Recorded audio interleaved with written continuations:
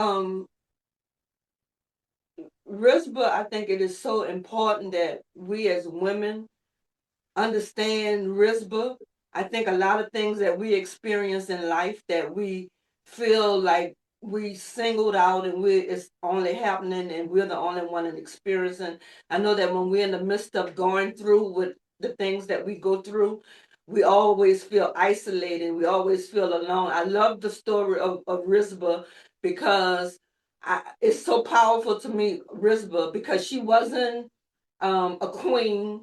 She wasn't a person that they seemed to have value, that she seemed to have worth.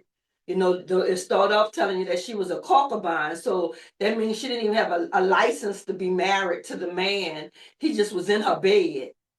She didn't have no other attachment in the fact that she was just performing for him, whatever the performance was.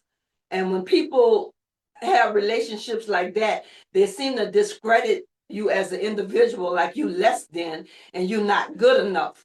And that God used Rizpah, a woman who society looked down as not being anything, to do something they had never done before, because it was the law and it was the custom that because they had a famine in the land, that David, as the new king, was praying before God, trying to get an understanding of why the drought was, why it wasn't raining, why it wasn't rolling and being the way that it used to be. And God let him know because of the things that Saul had done before to the Gibeonites. And in order for to be redeemed, he went to the Gibeonites and said, "Well, what could we do to make peace with you?" And the Gibeonites said that they wanted the heirs of Saul, and that was the requirement.